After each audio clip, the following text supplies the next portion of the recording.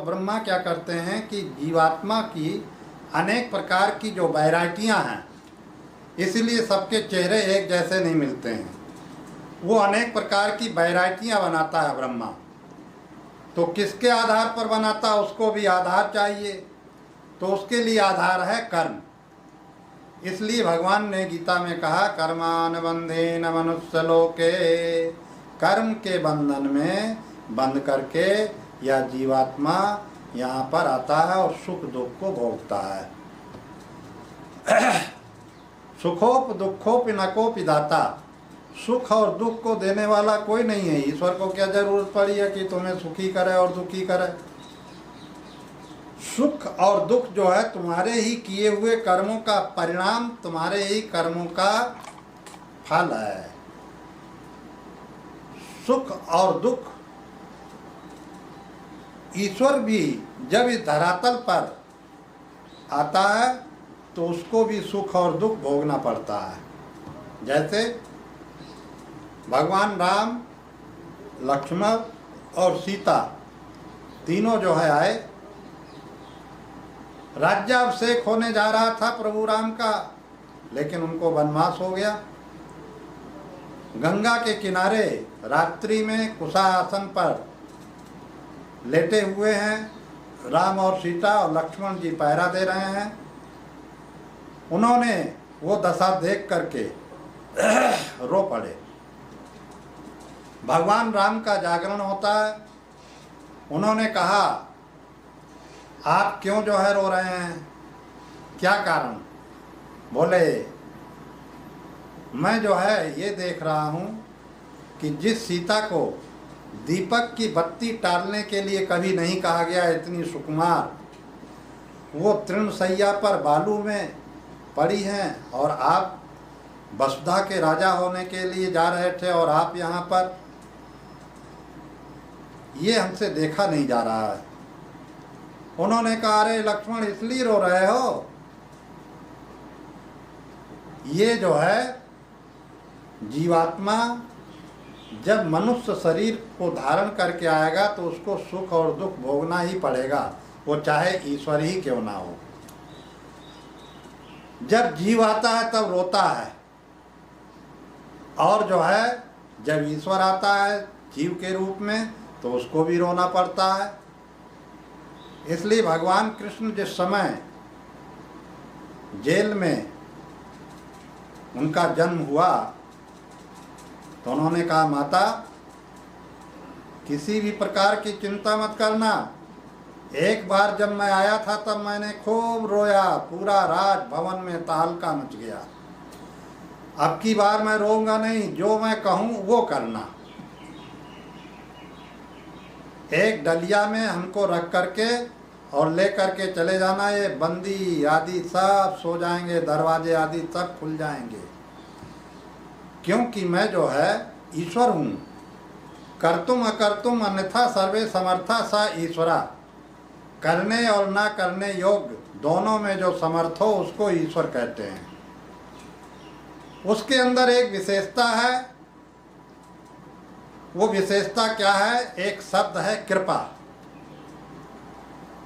अगर तुम सत्कर्म करोगे, भगवत प्रीत्यर्थ जो है कर्म करोगे, वेद सतगुरु शास्त्र के आज्ञा का पालन करते हुए कर्म करोगे, तो वो ईश्वर तुम्हारे ऊपर प्रसन्न हो जाएगा।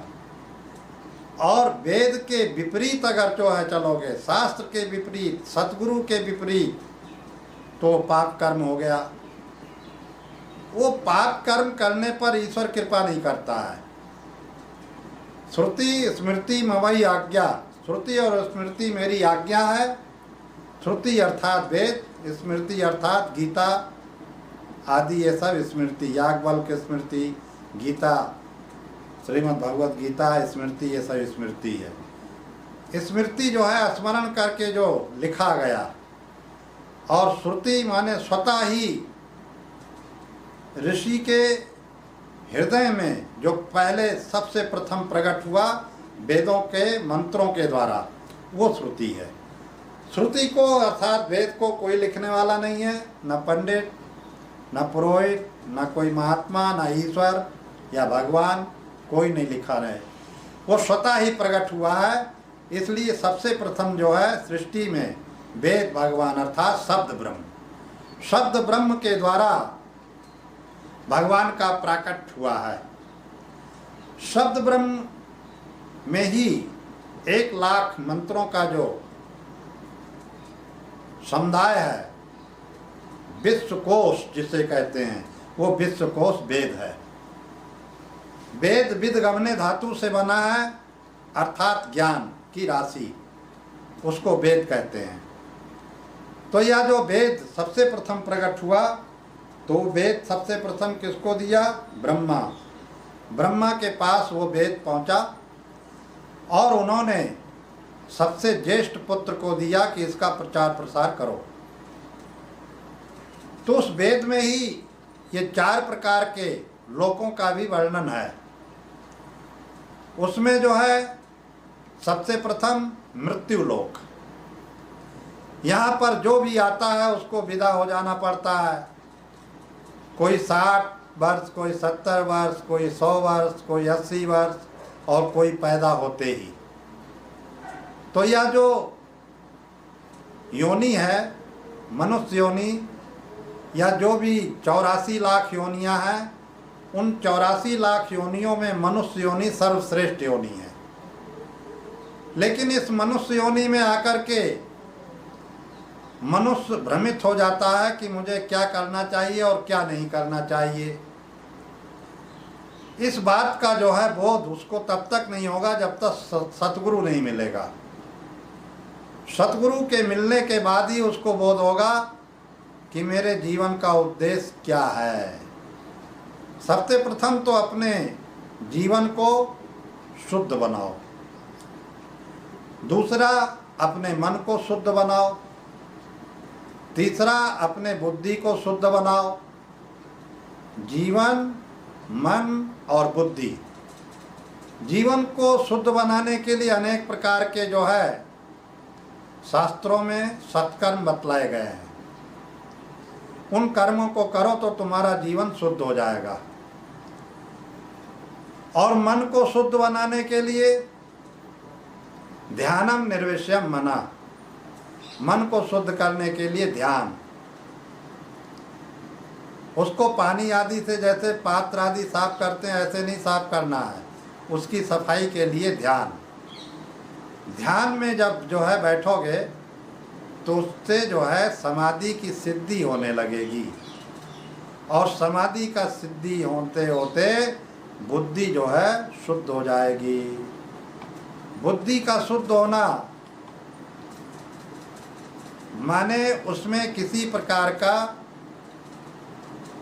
पापमय विचार नहीं होगा। सकारात्मक सोच कहते हैं जिसे। एक नकारात्मक सोच होता है और एक सकारात्मक सोच होता है। सकारात्मक सोच तुम्हारे जीवन में आ जाएगा तो किसी समुदाय में भी बैठोगे तो तुम्हारा सोच अच्छा होगा, तुम्हारी वाणी अच्छी होगी, बोलने का तरीका बढ़िया होगा, उठना बैठना बोलना चालना ये सारे रहन सहन तुम्हारे सकारात्मक हो जाएंगे। जिस प्रकार से एक मनुष्य का जीवन होता है, पशु के जीवन से ऊपर उठ गया वो। आहार निद्रा भय मैथुनंचा, आहार निद्रा भय और मैथुन ये चारों जो है पशु के अंदर भी है और मनुष्य के अंदर भी है। पशु भी खाता है, मनुष्य भी खाता है। पशु भी सोता है, मनुष्य भी सोता है। पशु भी भयभीत रहता है, मनुष्य भी भयभीत रहता है। और मैथुन अर्थात जिससे सृष्टि होती है, पशु भी मैथुन करता है, भोग करता है इंद्रियों के द्वारा, और मनुष्य भी इंद्रियों के द्वारा भोग करता है। लेकिन मनुष्य और पशु में विशेषता फिर क्या रहा? धर्मो हि तेषाम अधिको विशेषा धर्मेण हीना पशुभि समाना। धर्म की मात्रा मनुष्य के अंदर है, पशु के अंदर नहीं है। जैसे उसी का बच्चा है और उसी से भोग कर बैठता है पशु, लेकिन मनुष्य जो है नहीं करता है। और अगर मनुष्य ऐसा कर देता है तो वो बहुत ज़्यादा घृणा का पात्र बन जाता है। कि ये तो पशु हो गया, लोग कहने लगते हैं तो पशु हो गया, मनुष्य जाति तो मनुष्यता इसके अंदर रही ही नहीं, और अनेक प्रकार से उसको जो है तुत्कारते हैं लोग, यहाँ तक कि समाज से उसको बहिष्कृत भी कर देते हैं। पेपर में कभी कभी पढ़ने को मिलता है कि पिता ने अपने पुत्री के साथ ऐसा कर दिया। तो इस प्रकार से जो है वो पशु बुद्धि है। पशु बुद्धि जब हो जाती है तो क्या करना चाहिए क्या नहीं करना चाहिए ये विवेक खो बैठता है। तो हमारे अंदर जो सबसे श्रेष्ठ चीज़ है वो विवेक ही है। होय विवेक मोह भ्रम भागा, तब रघुनाथ चरण अनुरागा। जब तुम्हारे अंदर विवेक का जन्म हो जाएगा तो प्रभु के चरणों में तुम्हारा प्रेम स्वाभाविक रूप से हो जाएगा, उसको कहने की ज़रूरत नहीं है। सबसे प्रमुख साथी तुम्हारा विवेक ही है। जब तुम्हारे पास कोई नहीं रहता है, कोई नहीं रहेगा, जब तुम अकेले रह जाओगे तब उस समय तुम्हारा साथी होगा विवेक। विवेक अर्थात विट्री पृथक भावे, गुण दोष का परीक्षण, क्या करना चाहिए क्या नहीं करना चाहिए।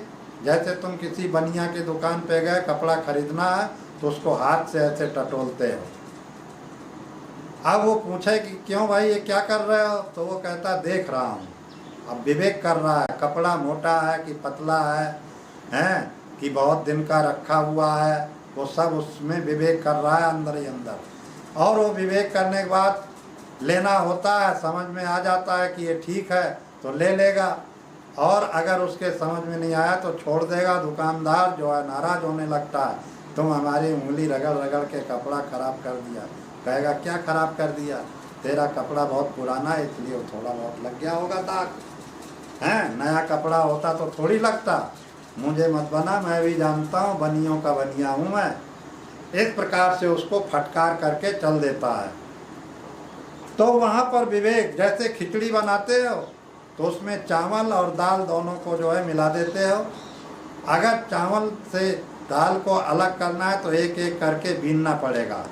ऐसे ही संसार में रह करके जब हम विवेक में आते हैं, विवेकपूर्ण व्यवहार करते हैं, विवेकपूर्ण जीवन जीते हैं, तो हमको जो है किस प्रकार से अपना रहन सहन रखना चाहिए और हमारा जीवन किस प्रकार से होना चाहिए, इसको जो है जानने के लिए महापुरुषों के उपदेशों का श्रवण भी करना पड़ता है। जैसे जो है हम जीवन जब जीते हैं तरीके से, तो आर्ट ऑफ लिविंग अर्थात जीवन जीने की कला, जीवन जीने की कला जिसको आ गई, वास्तविक में मनुष्य जीवन उसका सर्वश्रेष्ठ सर्वोपरि एक ऐसे उच्च आसन पर विराजमान है जहाँ जाने के लिए बहुत पुरुषार्थ करना पड़ेगा। जब तक तुम पुरुषार्थ नहीं कर सकते हो, अगर तुम पुरुषार्थ नहीं कर सकते हो तो फिर तुम्हारे जीवन में वो उच्च क्लास का जो आसन विराजमान हो, जहाँ पर बैठे हो, वो हर एक को प्राप्त नहीं हो सकता।